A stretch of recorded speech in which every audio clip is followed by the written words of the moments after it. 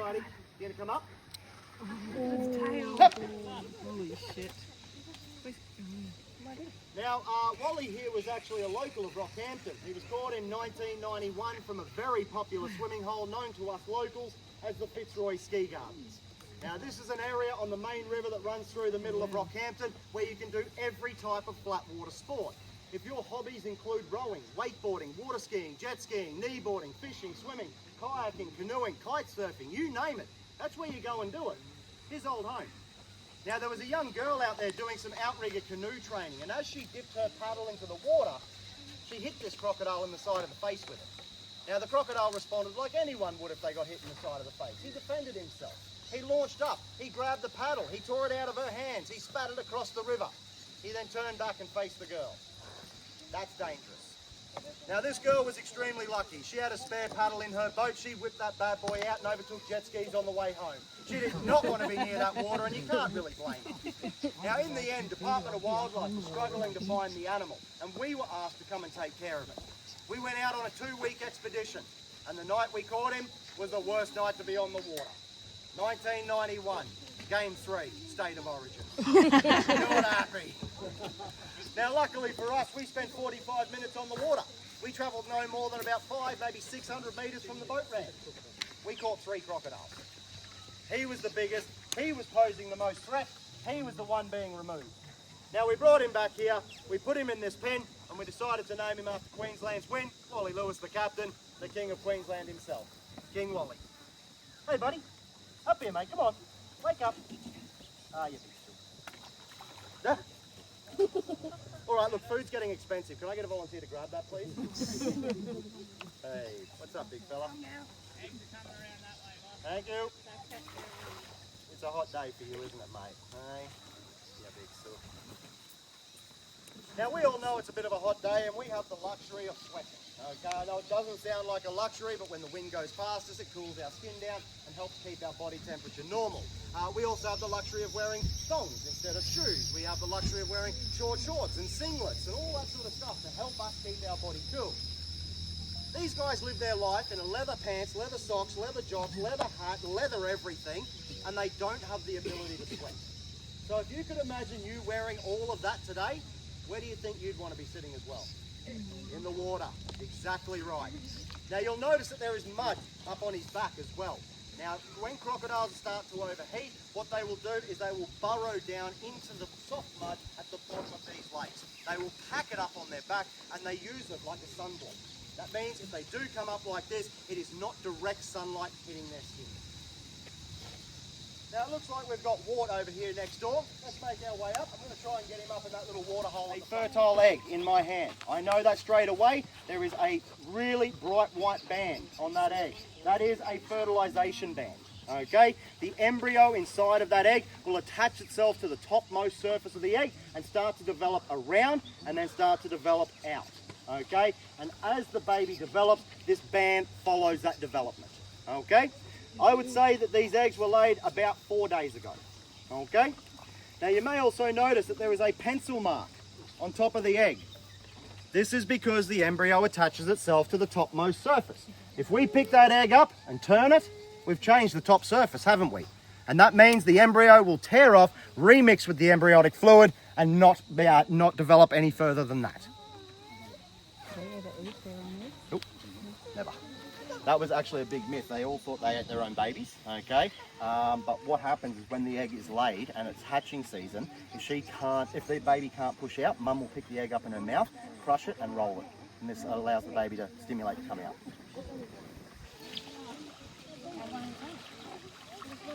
One off the back that's moving. And there's one in the water. It's a ladder. It looks like a good sized nest.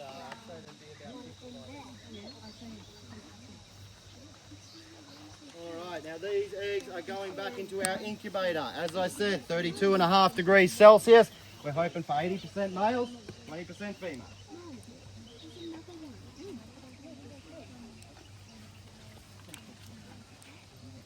All good? Happy days. See you later, Levi. Hey, buddy.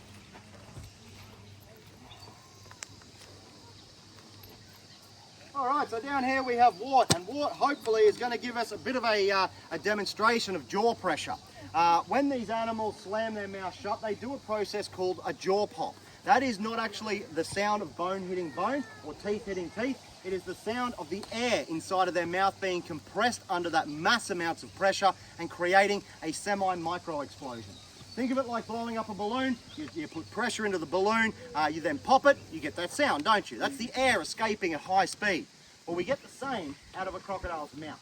Now, if the big males want to talk to each other and they want to say, hey, I'm big, I'm strong, I'm sexually active, I've just downloaded Tinder and I'm heading out, okay, what they'll do is a water chomp. They put the bottom jaw under water, top jaw above water, slam that mouth shut. This time, what they do is they have the same amount of pressure, but water doesn't compress. They have the same amount of pressure, but now half the volume.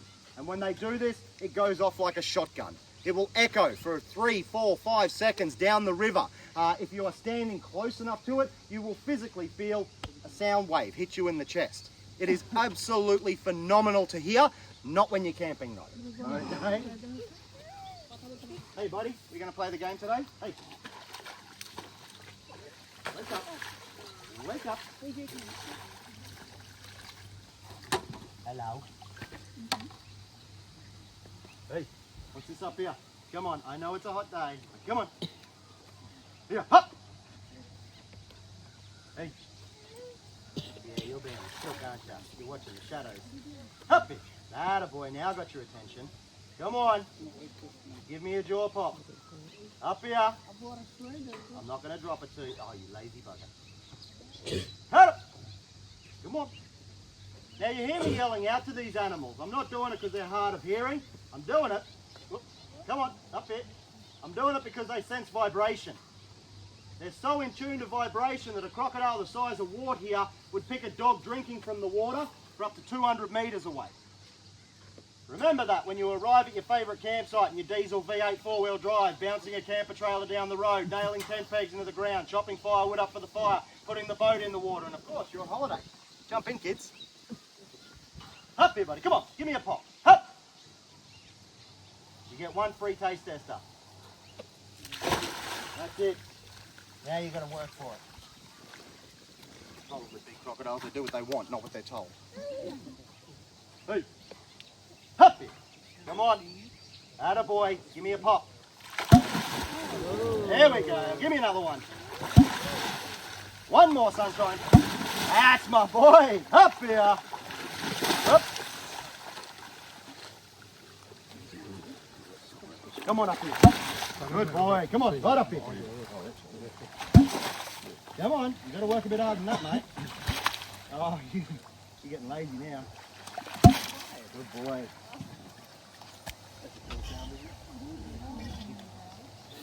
That was a burp. As a compliment to the chef. Come on, princess. Don't be shy. So you're bigger than the other one on the last pen? Wally? No, he's about 40 centimetres smaller. Now this is actually something we call the iceberg effect. Okay, when a crocodile sits in the water, they only show about 15% of the animal. Okay, so it makes them look a lot smaller. All right, because we're seeing more of this animal, we're understanding how big he is. When they're in the water though, it's really difficult. Come on, princess. Come here, sweetheart. Come on, up here. What's this? No, this is princesses. No. Come on, up here. Atta girl, come on, walk past him. You're all right here. Come on. Good girl. Now, would you like another piece? Did you want one more, buddy? Yeah.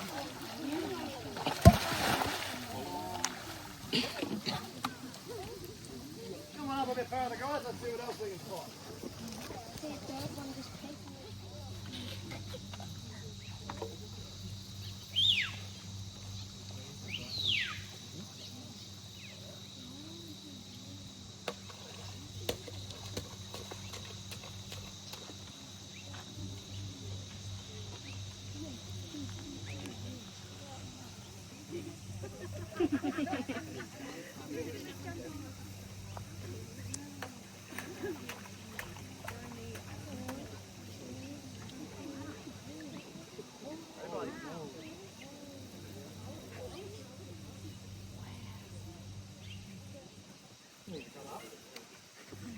Come on up here. Draw the line for you. Come on. Up.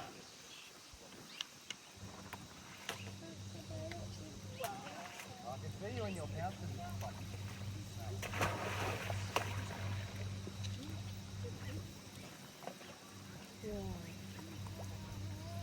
Look at that.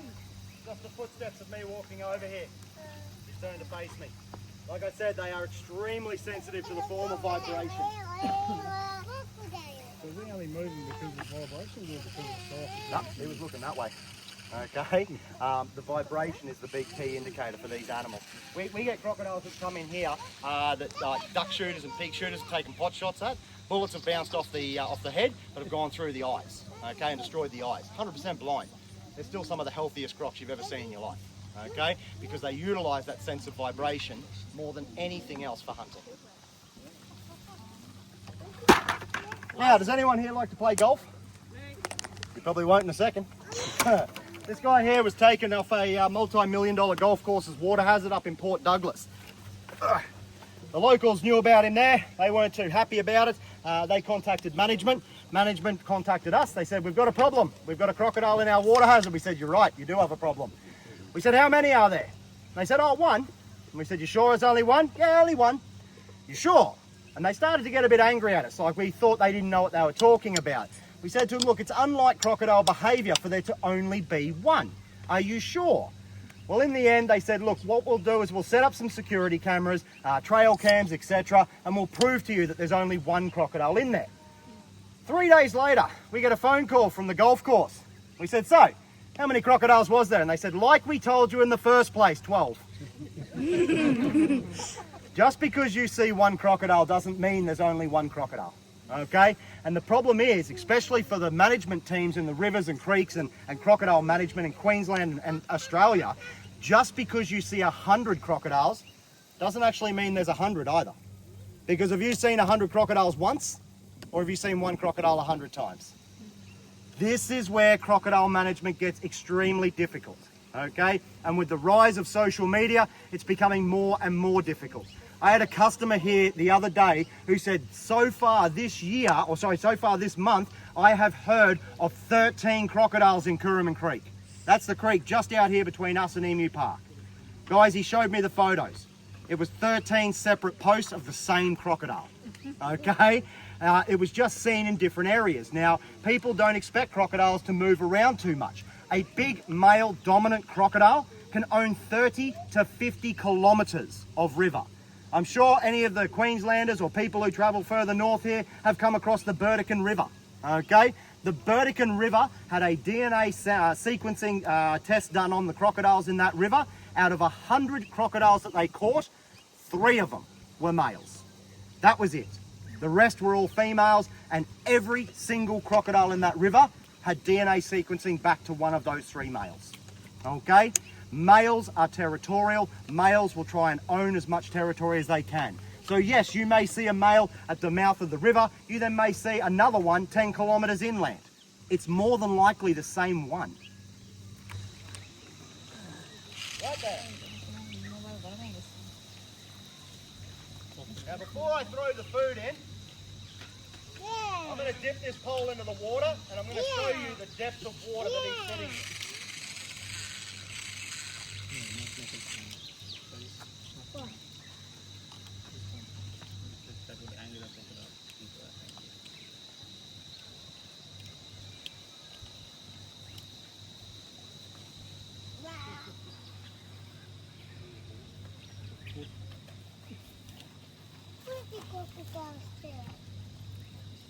That's it. Less than knee-deep water, and that is enough water to hide a 4+ metre size crocodile. Yeah! What's so funny about it? I don't know. Hey, buddy. Up. Hey.